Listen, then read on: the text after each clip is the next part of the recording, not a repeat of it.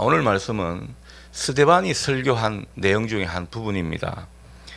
오늘 본문을 보면 성전을 가리키는 말이 자주 등장하죠. 44절에 증거의 장막, 또 46절에 보면 하나님의 처소, 그런 말이 나오고요. 47절에 보면 하나님의 집, 그것을 이야기하고 있습니다.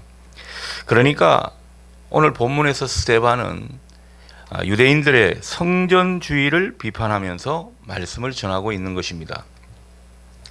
유대인들은 율법과 함께 성전을 무척이나 귀하게 여겼습니다.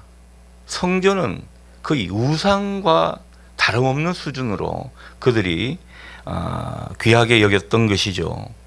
물론 성전은 귀하고 소중한 곳입니다. 하나님께서 임재하셔서 당신의 백성들과 함께 해주시겠다고 약속하신 곳이기 때문이죠. 자, 그런데 유대인들이 이 성전에 대해서 자부심을 가지고 좋아하는 것까지는 좋은데 성전주의로 흐른 것은 문제였습니다. 뭐든지 지나치면 문제죠. 율법은 귀한 것입니다. 좋은 것입니다. 율법주의가 문제죠. 교회는 그 자체가 선하고 우리가 사랑하는 곳이지만 지나친 교회주의, 그것도 때로는 문제가 될 수 있겠습니다. 자, 그런 맥락에서 보게 되면 이 유대인들은 성전을 중요시하고 또 절대시했는데 이게 지나치다 보니까요, 하나님께서 성전에만 계신다, 그렇게 생각을 했습니다. 그리고 자기들 유대민족과만 함께 하시는 하나님이시다, 이렇게 주장하게 된 것이죠. 그러니까 만왕의 왕이시고 온 우주를 통치하시는 그 하나님을 자기들만 독점하는 그런 어떤 신앙으로 흐르고 말았습니다. 사실 이것은 하나님 앞에 죄로 흐를 수 있는 개연성이 많은 모습입니다. 하나님을 자기들의 하나님으로만 제한했고 또 성전 외에는 하나님이 안 계신다고 생각하는 이런 생각을 그들이 했다라는 것입니다. 그래서 스데반은 이러한 유대인들의 잘못된 성전주의 사상을 오늘 말씀을 통해 반박하고 있는 것입니다.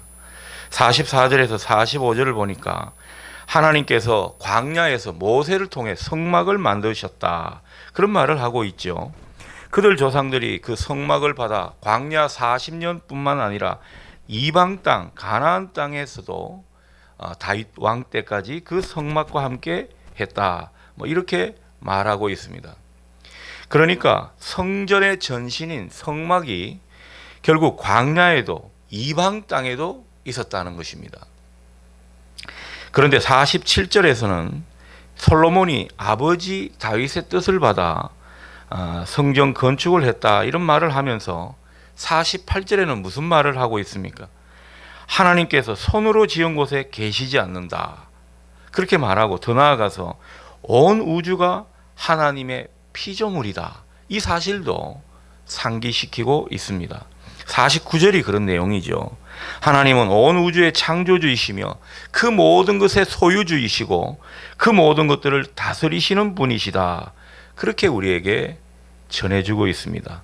자, 그렇다면 하나님께서 온 우주에 비하면 성전은 얼마나 작은 곳입니까? 그 작은 성전에 거기에만 계신다, 이런 억척이 어딨냐라는 거죠. 상당히 모순인 것입니다. 그런 점을 지금 이야기하고 있는 것입니다. 그렇습니다. 우리 하나님은요, 실로 광대하신 분이십니다. 온 우주를 창조하시고 또 지금도 온 우주를 운행하시며 온 우주에 충만하신 분이 바로 우리 하나님이시라는 거죠. 그에 반해서 우리 인간은요, 너무 작고 미약한 존재입니다. 때로는 우리가 하나님이 크신 모습을 생각해야 된다는 거죠. 하나님께서 우리 생각의 그 범위로만 움직이시는 분이 아니죠. 우리가 이성적으로 생각하는 그 범주 속에 계신 분이 아니시라는 겁니다. 우주 만물을 생각해 볼 때 우리가 살고 있는 이 땅은 너무도 작고, 그 중에서 이 한반도도 되게 커 보이지만은 세계 지도를 펼쳐 놓고 보면 이 대한민국이 어디 있는가 싶은 그런 생각이 들지 않습니까? 그 가운데서 서울에 우리가 살고 있습니다.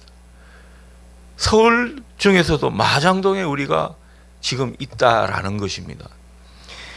여러분, 우리가 이렇게 작은 존재이고 하나님은 그렇게 크신데 하나님께서 이 마장동에만 계신다 이렇게 말하고 있다면 이게 얼마나 코드숨 칠 일입니까? 유대 사람들이 그런 말을 하고 있더라는 거죠. 자기들이 지은 그 성전에만 하나님이 계신다 이렇게 믿었다라는 것입니다. 정말 하나님 앞에 가소로운 존재 아닐까 그런 생각을 해보게 되는 것입니다. 그러면서 구원은 자기들한테만 있고 하나님은 이곳에만 계시고 하나님은 자기들만 사랑하시고 이런 편협한 신앙으로 흐르게 되니까 그때부터 문제가 생기는 겁니다. 사실 바르게 생각한다면 이렇게 생각하는 게 맞죠. 성전이 아무리 크고 화려한들 광활한 우주를 지으신 하나님, 그토록 광대하신 하나님 앞에서는 우리는 아무것도 아닙니다. 그 하나님께서 이 성전에 임하신다면, 이 초라한 곳에 우리를 찾아오신다면 하나님 얼마나 하나님께 우리가 감사의 고백을 드려야 할지 모르겠습니다. 얼마나 황송한 마음이 드는지 모릅니다. 사실 이런 고백을 해야 맞는 것이거든요. 그런데 이분들은 그렇게 하지를 못했다라는 것입니다. 여러분, 우리가 예배하는 곳에 하나님이 계신다고 믿고 예배하시기를 바랍니다. 그런데 여러분, 이 작고 작은 정말 아무것도 아닌 우리와 하나님이 함께 하시며 임재해 주신다면 얼마나 감사하고 황송한 일입니까? 그 크신 하나님이 정말 몸을 작게 만드셔서 여기에 계신 거나 마찬가지 아니겠습니까? 그것만 생각하면 얼마나 하나님의 사랑이 크고 하나님의 은혜가 큰지 모른다라는 겁니다. 여러분, 우리는 정말 아무것도 아닌 존재 아닙니까? 그런데 당신의 자녀를 삼아주시고 영원한 구원을 우리에게 선물로 주시고 하나님 나라를 이 땅에서부터 경험하면서 영원히 소유하도록 우리에게 허락하셨다라는 거죠. 사람들 가운데서 우리를 선별해서 그렇게 해주셨다면 우리는 그걸 가지고 뻐길 것이 아니라 늘 그 하나님께 감사하는 마음이 있는 것이 선한 모습일 것입니다. 안타깝게도 유대인들은 진정한 감사의 고백을 하는 그런 모습이 아니었습니다. 하나님이 자기들만 사랑하신다는 그 선민의식이 다른 사람들을 함부로 대하고 그리고 다른 사람들 앞에서 교만한 모습을 보이게 했던 것입니다. 자기 의에 빠지는 그런 모습을 보이고 말았습니다. 이게 성령을 거스르는 모습이라는 거죠. 우리는 이러한 모습이 없어야 할 것입니다. 자, 그런데 유대인들이 이 자기들이 지은 성전에만 하나님이 계신다 그렇게 하나님을 제한해 버리니까 이들은요 생각이 변질되고 말았습니다. 성전 밖에는 하나님이 안 계시는 것으로 생각하게 되었고, 그런데 아이러니하게도 성전 밖에서의 그들의 삶은 점점 타락하고 해이해지고 말았습니다. 하나님께서 자기들하고만 상대해 주신다고 생각하니까 자기들은 옳고 자기 생각은 늘 맞다고 여기는 거죠. 그래서 다른 사람들과 소통이 안 되는 것입니다. 다른 사람들을 무시하게 되고 관계에 금이 가게 되고 평안을 깨게 되고 점점 타락하고 부패한 그런 삶을 살게 된 것입니다. 사실 그들은 성전에 나와서 제사만 드리면 그만이다. 그러니까 하나님은 자기들을 의롭게 여기시니까 자기들이 할 도리만 하면 그 다음은 다 하나님이 봐주신다고 생각한 것이죠. 얼마나 오만한 모습입니까? 그래서 그들은 우리로 말하면 주일에 한 번 예배를 잘 드리면 그만이고 그 외에는 그냥 자기들 마음대로 쭉 살아버리는 그런 모습이었던 것입니다. 제사 따로, 일상 따로, 주일 따로, 평일 따로 뭐 이런 모습인 것이죠. 그러니까 유대인들의 신앙의 문제점은 무엇입니까? 쉽게 말해서 따로 국밥이었습니다. 늘 이게 따로 놀았다라는 거죠. 여러분, 이 모습이 성령을 거스르는 모습인 것입니다. 하나님께서 함께 하실 수가 없는 그런 모습이죠. 뿐만 아니라 유대인들은 하나님은 자기들만의 하나님이니까 하나님을 믿으면 무조건 자기들은 잘 되고 자기들한테 복 주셔야만 한다, 그렇게 생각을 했습니다. 하나님은 애초에 자기들을 복 주시는 하나님으로 딱 설정을 해놓고 자기들은 하나님 앞에 신실하지 않고 자기들은 하나님을 하나님의 뜻대로 섬기지 않으면서 하나님은 자기들에게 복 주셔야 한다, 그렇게만 생각하고 신앙을 했더라는 겁니다. 근데 자기들 기대대로 안 되죠. 하나님께 얼마나 불평하고 원망을 하는지 모릅니다. 여러분, 오늘 이 모습이 우리 가운데 있지는 않는지 모르겠습니다. 예수 믿는다는 것 그 자체만으로 우리는 모든 것이 잘 되어야 하고, 그것도 하나님 기준이 아니라 내 기준으로 말이죠. 그렇게 안 될 때는 하나님 앞에 섭섭하다고 이 섭섭병이 도지는 것입니다. 하나님이 내가 뭘 잘못했는데 이렇게 하냐고, 기도한 대로 왜 안 해주시냐고, 그렇게 하나님을 급박 아닌 급박으로 대하는 그런 모습이 있더라는 것입니다. 그러나 우리가 진정 믿는 자들이라면 우리 가운데 임재하시며 함께 하시는 그 하나님 앞에 진정으로 경외하는 그런 마음으로 서는 것이 참 옳은 모습이 아닐까 싶습니다. 더욱이 하나님 앞에서 우리의 신앙과 그 인격이 정말 하나님 기뻐하시는 그런 모습으로 점점 변화되는 것, 거기에 우리의 힘을 기울이는 것, 합당한 모습일 것입니다. 따라서 나는 변화되지 않고 나는 말씀에 순종하지 않으면서 그저 내가 하나님 믿으니까 하나님께서 복 주셔야 되고 잘되게 해 주셔야 된다고만 생각하는 것, 여러분, 이것은 이기적이고 잘못된 신앙의 모습이라 하겠습니다. 유대인들이 그랬다는 거죠.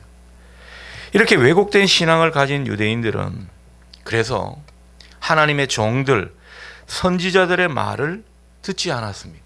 하나님께서 이들을 고치시려고 많은 선지자들을 보냈거든요. 그런데 그 선지자들을 급기야 박해하고 죽이는 일까지 자행했다고 합니다. 그렇게 선지자들을 죽였던 그들은 결국 예수 그리스도까지 죽이고 말았습니다. 오늘 본문에서 의인이라고 표현된 분은 바로 예수 그리스도죠. 그래서 그들은 53절처럼 천사가 전한 율법을 받고도 지키지 않는 사람이 되고 말았습니다. 그들은 그렇게 율법을 숭상했는데 결국은 율법을 지키지 않은 사람이 되고 말았다는 거죠. 자기들 딴에는 율법을 지키려 그렇게 애를 썼는데 율법을 무시한 사람이 되고 말았다는 것입니다.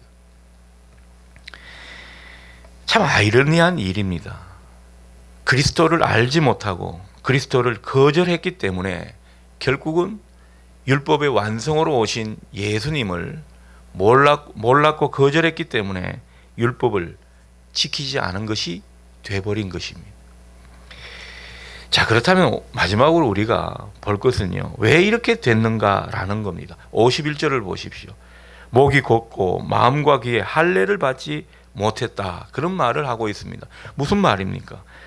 그만큼 그들의 마음이 완악하고 교만해졌다는 그런 말이 되겠는데요, 이 모습이 결국은 하나님의 심판을 초래하는 모습이라는 것입니다. 성령을 거스르는 일이기 때문입니다.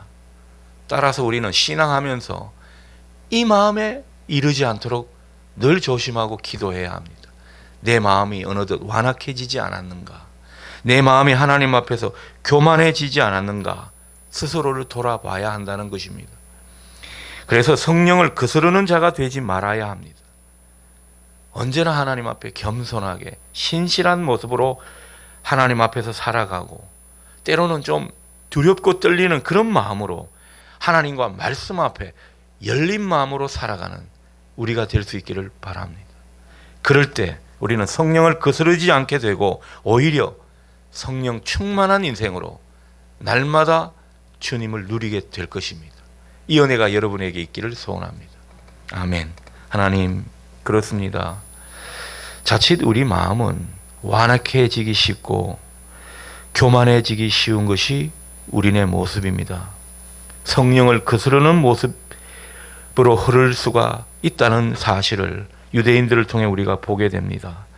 내가 믿는 신앙, 또 내가 가지고 있는 신앙의 신념들이 자칫 교조적인 것이 되지 않고 절대적인 것이 되지 않도록 우리를 붙들어 주시고 늘 하나님과 말씀 앞에 열린 마음으로 겸손하게 반응할 수 있는 우리가 되게 하여 주시옵소서. 그래야 늘 성령 충만한 인생으로 살도록 우리를 붙들어 주옵소서. 예수님의 이름으로 기도드립니다. 아멘.